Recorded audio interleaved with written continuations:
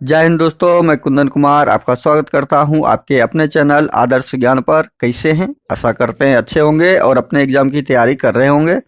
आपके एग्जाम के लिए रीजनिंग के आज पार्ट 41 करने वाले हैं, जिसमें टॉप 10 अति महत्वपूर्ण प्रश्न जिसका आपके आगामी परीक्षाओं में काफ़ी सहायता होगी, उसको आज करवाने वाले हैं। इस प्रश्न और अपने स्कोर को बढ़ाएं। वीडियो शुरू से अंत तक जरूर देखें। वीडियो अच्छा लगे तो लाइक और कमेंट्स जरूर कीजिए।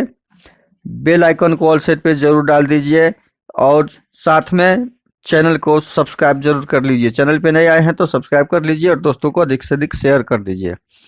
अब आते हैं हम क्वेश्चन नंबर 1 पर। क्वेश्चन नंबर 1 आपके सामने है। कवि का संबंध कविता के साथ ज्ञात करते हुए चित्रकार का संबंध किस चीज से होगा वो हमें ज्ञात करना है। तो हमेशा ध्यान रखिए, कवि कविता का निर्माण करता है। कवि क्या करता है? कविता का निर्माण करता है। तो निर्माण करता हो गया कवि। और निर्माण क्या करता है? मतलब बनाता है कविता को लिखता है। वो कविता का राइटिंग करता है, कविता का उल्लेख करता है। उसी प्रकार चित्र का संबंध हमें पेंटिंग से संभव ही नहीं है। वो चित्र का पेंटिंग से हम नहीं कर सकते हैं। रंग से तो करेंगे ही नहीं। चित्रकार तो रंग का ही काम करेगा, रंग और ब्रश का ही काम करेगा, कुच्ची का ही काम करेगा। लेकिन वो संबंध निर्माण का हुआ। निर्माणाधीन सामान का नहीं। निर्माण के लिए जो सामान यूज होता है उसके लिए इसका संबंध नहीं होगा। चित्रकारी से चित्रकार का संबंध स्थापित होगा। तो इस प्रकार क्वेश्चन नंबर 1 का सही आंसर ऑप्शन बी हो जाएगा। अब आते हैं क्वेश्चन नंबर 2। क्वेश्चन नंबर 2 में दिया हुआ है DDA का संबंध स्थापित करना है। DDA का संबंध हमें स्थापित करना है। देखिए, ये इस तरह के प्रश्न आजकल इस 2-3 साल में बहुत अधिक से अधिक आ रहे हैं। अति महत्वपूर्ण प्रश्न है। देखिए, ये क्या किया है, DDA को इससे रिलेटेड कर दिया है। इससे रिलेटेड कैसे कर दिया? DDA को इस A को क्या कर दिया? शुरू में कर दिया और दोनों D को लास्ट में रख दिया है। क्रम को चेंज कर दिया। क्या किया? क्रम चेंज किया। तो उसी प्रकार हम RRB का जब निकालेंगे तो B का क्रम आ जाएगा शुरू में। B का क्रम कहाँ आ जाएगा? स्टार्ट में। और दोनों R आ जाएगा लास्ट में। तो प्रश्नवाचक चिन्ह पे हमारा क्या आंसर आ जाएगा? प्रश्नवाचक चिन्ह पे हमारा आ जाएगा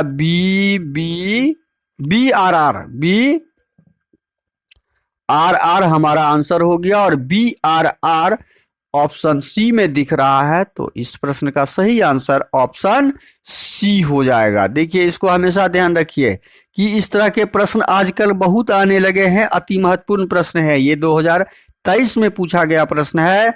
इस प्रकार के प्रश्न को अधिक से अधिक प्रैक्टिस कीजिए। नया पैटर्न पे आधारित ये प्रश्न है। अगला प्रश्न क्वेश्चन नंबर 3। क्वेश्चन नंबर 3 में है, श्रृंखला को पूरा करें। श्रृंखला को कैसे पूरा करेंगे? 2, 3, 5, 9, 17 क्या दिया हुआ है? 2, 3, 5, 9, 17 और प्रश्नवाचक चिन्ह। इस श्रृंखला को पूरा करने के लिए इस श्रृंखला में क्या पैटर्न लगा हुआ है वो ढूंढना होगा।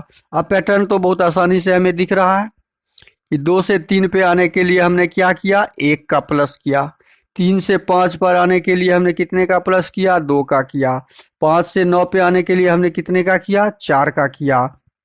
और 9 से 17 पे आने के लिए हमने कितने का प्लस किया? 8 का किया। अब इस नीचे वाले में क्या संबंध है वो देख लेते हैं। आसानी से दिख भी रहा है और क्या संबंध है वो देखिए। एक में हमने एक गुना 2 किया तो हमें 2 प्राप्त हो गया। अब यहां से यहां आने में 2 में फिर 2 से गुना किया तो 4 प्राप्त हो गया। इस 2 को 2 से गुना किया। अब यहां पे हम क्या करेंगे? इस 4 में 2 से गुना किया तो 8 प्राप्त हो गया। तो अब अगला स्टेप जो हमारा आएगा, इस 8 में हम 2 से गुना करेंगे तो हमारा क्या प्राप्त होगा? 16। मतलब गुना 2 का पैटर्न है। गुना 2 का पैटर्न यहाँ पे इसमें लगा हुआ है। तो 16 में 17 जोड़ेंगे। 17 में 16 को जोड़ेंगे तो हमारा आंसर आ जाएगा। और हमारा आंसर क्या आ गया? प्रश्नवाचक चिन्ह के स्थान पे 16 दूनी 32, 1 33। हमारा 33 आंसर इस प्रश्न का आएगा। तो ये कहाँ पे है? ऑप्शन सी में है, तो ऑप्शन सी इस प्रश्न का सही आंसर। अगला प्रश्न, क्वेश्चन नंबर 4।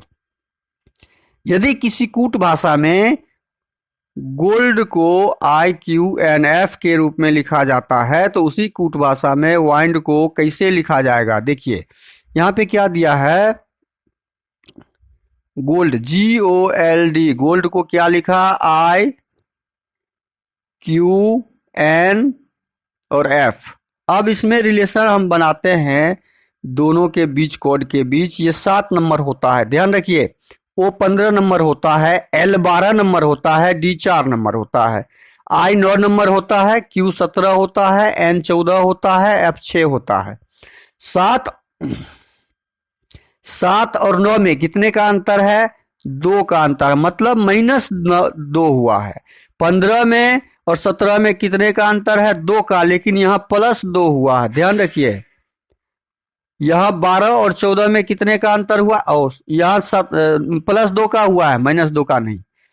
7 और 9 में, 7 में 2 जोड़ने से +9 हमने प्राप्त किया, 15 में 2 जोड़ने से 17 प्राप्त किया, 12 में 2 जोड़ने से 14 प्राप्त किया। मतलब इसमें क्या लगा हुआ है? +2 का पैटर्न हमने ज्ञात कर लिया। अब उसी प्रकार वाइंड का जब निकालेंगे हम, WIND, तो हम क्या करेंगे? इसके क्रम में +2 करेंगे। +2 करने के लिए हम W कितने नंबर पे होता है? W होता है आपका 23 नंबर पे, I होता है 9, N 14 और D 4 नंबर पे। अब इसका आंसर जब हम लिखेंगे तो कैसे लिखेंगे? 23 में 2 जोड़ेंगे, 2 जोड़ेंगे, सब में 2 जोड़ना है। 23 में 2 जोड़ेंगे तो 25, और 25 पे क्या होता है? Y होता है। 9 में 2 जोड़ेंगे तो 11, और 11 पे क्या होता है? K होता है। देखिए Y और K हमारा ऑप्शन ए में ही दिया हुआ है। हम इसके बाद आगे हम नहीं जाएंगे एग्जाम में, लेकिन यहां पूरा करेंगे।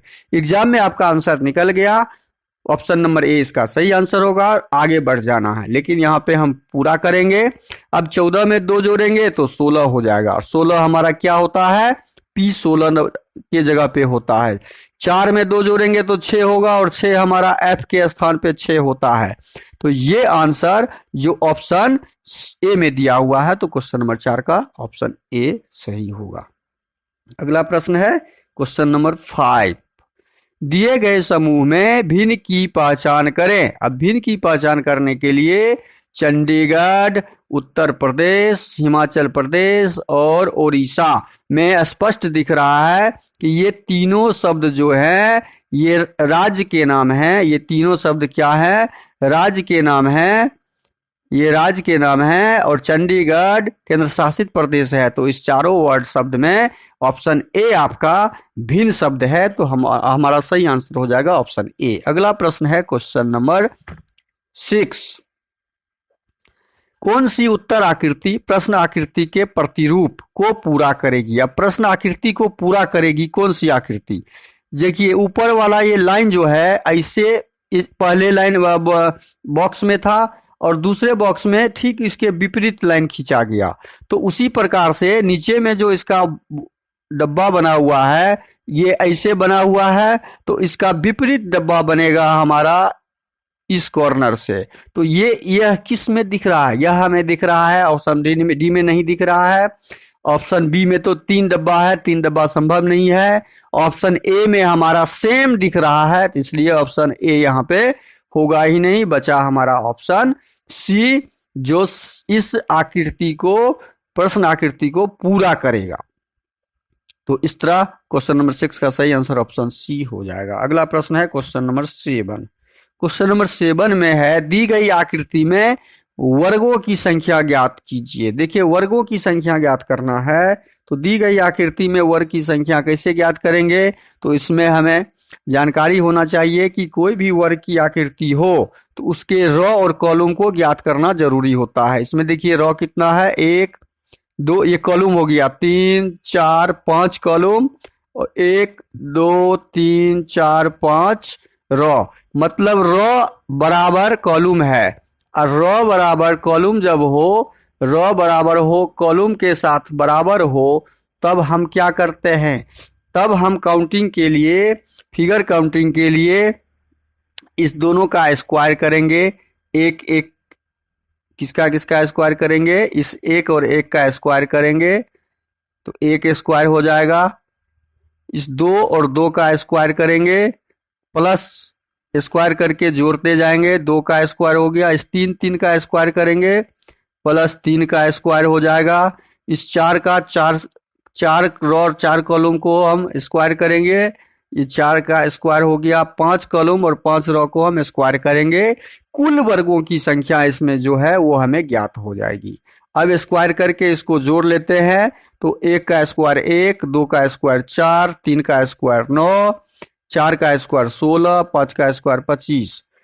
जब हम ये ज्ञात कर लेते हैं तो हमारा आंसर क्या आ जाता है, 4 1 5 9 5 14, 14 और 16 30, 30 20 50 5 55। हमारा जो योगफल कितना आ गया, 55। आंसर भी हमारा यही योगफल हो जाएगा। तो इस प्रश्न का सही आंसर कुल वर्गों की संख्या में क्या हो जाएगा, 55 हो जाएगा। ऑप्शन सी सही होगा। अगला प्रश्न है क्वेश्चन नंबर 8। क्वेश्चन नंबर 8 में है, निम्न आकृति में प्रदर्शित महिला आयत के रूप में है, सरल त्रिभुज के रूप में है, नियोजित वृत्त के रूप में है, घमंडी स्वभाव वर्ग के रूप में है। अब हमें निकालना क्या है, ऐसी घमंडी महिलाओं का क्षेत्र, घमंडी और महिला दोनों होना चाहिए का क्षेत्र बताइए जो नियोजित नहीं है। जो नियोजित नहीं है, नियोजित वाला वृत्त, वृत्त का तो कुछ भाग इसमें होना ही नहीं चाहिए। इसका मतलब है वृत्त पूरा यहां से हट जाएगा, वृत्त को हटा मिटाना ही पड़ेगा, नियोजित नहीं होना चाहिए। हम वृत्त ने मिटा दिया। अब जो बचा हमारे सामने में वो वर्ग किसका है, घमंडी का है। ये घमंडी का है, ये वर्ग जो है घमंडी स्वभाव वाला हो गया। यहाँ पे लिख देते हैं, स्पष्ट आपको समझ में आएगा। अब हमें ज्ञात करना है घमंडी स्वभाव वाला महिला, और महिला कहाँ पर है, महिला आयत है। ये महिला का जो आयत है ये महिला को दर्शाता है, महिला की संख्या को दर्शाता है। अब हमें इस आयत का चित्र जो दिख रहा है वो कहाँ कहाँ दिख रहा है, देखिए इस आयत का चित्र हमें यहाँ पे दिख रहा है और कहाँ पे दिख रहा है, घमंडी का ये यहाँ पे दिख रहा है। तो यही तो 8 नंबर इसमें बीच में लिखा हुआ है। इसके बीच में कितना नंबर लिखा हुआ है, 8 नंबर लिखा हुआ है। तो 8 की संख्या हमारा घमंडी महिला का क्षेत्र प्राप्त होगा जो नियोजित नहीं है। तो इस प्रश्न का सही आंसर ऑप्शन बी होगा, 8। अगला प्रश्न है क्वेश्चन नंबर 9। दी गई आकृति में से उस उत्तर आकृति को चुनिए जिसमें प्रश्न आकृति निहित है। निहित है मतलब उसमें लगा हुआ होगा, कहीं ना कहीं दिखना चाहिए उस उत्तर आकृति में। यह प्रश्न आकृति ऑप्शन डी में तो कहीं नहीं दिख रहा है, तो ऑप्शन डी पहले हम कट कर देंगे, हट जाएगा। यह उत्तर आकृति जो इस प्रकार से बना हुआ है तीर के अनुसार तीरानुमान, यह ऑप्शन सी में भी कहीं नहीं दिख रहा है, क्योंकि ये जैसे यहाँ से यहाँ आया तो फिर यहाँ आने के बाद ऐसे हो और ये बीच में आना चाहिए था, ये बीच में नहीं है। अब देखते हैं ऑप्शन बी। ऑप्शन बी में देखते हैं क्या यह आकृति घुसा हुआ है। ये तीरानुमान जो है यह आकृति हमें ढूंढना है। तो ये तीरानुमान आकृति हमें कहीं दिख नहीं रहा है, ये यहाँ पे होना चाहिए था। ये ऐसे आता, इस आकृति में देखते हैं ऐसे आता और यहाँ पे आके रुकता और फिर ऐसे होता और फिर ऐसे होता और फिर ऐसे जाके ऐसे होता। तो ऑप्शन बी में भी यह आकृति नहीं दिख रहा है। अब ऑप्शन ए में देखते हैं। ऑप्शन ए में यह आकृति, ये तीरानुमान लगा हुआ है, देखिए यह आकृति ऐसे आया, ऐसे आते हुए ऐसे आया और फिर ये ऐसे क्रॉस किया और ऐसे क्रॉस कर गया। यह आकृति हमारा ऑप्शन ए में दिख रहा है। ऑप्शन ए में यह आकृति ऐसे आया है, ऐसे आया है, ऐसे आया है, ऐसे गया है, ऐसे गया हुआ दिख रहा है। तो हमारा ऑप्शन ए में यह आकृति दिख रहा है। तो इस प्रश्न का सही आंसर हो जाएगा ऑप्शन ए। अगला प्रश्न है क्वेश्चन नंबर 10 अनुक्रम को पूरा करें। देखिए अनुक्रम को पूरा करते हुए हमें प्रश्नवाचक चिन्ह के स्थान पे क्या आएगा उससे ज्ञात करना है। अब इस अनुक्रम में क्या लगा हुआ है, इस अनुक्रम में लगा हुआ है 38 32 को 10 और 7 के साथ रिलेटेड किया गया है। तो 38 32 को 10 के साथ हम कैसे रिलेटेड करेंगे, तो क्या किया 38 को 32 के साथ जोड़ा गया, तो कितना हो गया 38 और 32 को जोड़ेंगे तो 70 हो रहा है, और 70 को 10 से भाग लगा दिया है, 70 को इस 10 से क्या किया है भाग लगा दिया, तो हमारा ये 7 प्राप्त हो गया। हमारा ये क्या प्राप्त हो गया 7। हमने क्या किया, इसमें क्या पैटर्न लगा हुआ है, क्या रिलेशन बना हुआ है हमने वो ढूंढ लिया। अब हम दूसरे बॉक्स के संख्या को यही पैटर्न लगा के देखते हैं। 32 और 23 को जब जोड़ेंगे हम तो हमें कितना प्राप्त होगा 3 2 5 3 2 5 55, और 55 को 11 से भाग लगाएंगे तो हमारा आंसर 5 आ गया। देखिए 5 आ गया। तो वही पैटर्न हमने दोनों के साथ पैटर्न ढूंढ लिया, तो तीसरे के साथ भी क्या होगा वही पैटर्न लगेगा, तीसरी बॉक्स के साथ भी हाँ वही पैटर्न लगेगा जो हम यहाँ लगाएंगे। 28 और 12 के साथ योगफल, योगफल 8 2 10 2 1 3 1 4, और उसको 8 से भाग लगाएंगे तो 8 पंचे 40, 5 आएगा हमारा। यहाँ पे प्रश्नवाचक चिन्ह की जगह पे क्या आंसर आएगा 5, और 5 हमारा ऑप्शन सी में दिख रहा है। इस क्वेश्चन नंबर 10 का सही आंसर हो जाएगा ऑप्शन सी, जिसमें 5 आ रहा है। वीडियो को शुरू से अंत तक जरूर देखिए। वीडियो अच्छा लगे तो लाइक कमेंट जरूर कीजिए, और आपका शेयर सब्सक्राइब मेरे मेहनत के लिए संजीवनी का काम करेगा, इसलिए आप कृपया है करके आपसे रिक्वेस्ट है कि चैनल को जरूर सब्सक्राइब और शेयर कीजिए, बेल आइकन को ऑल सेट पे जरूर डाल दीजिए। थैंक यू, धन्यवाद, जय हिंद, जय भारत।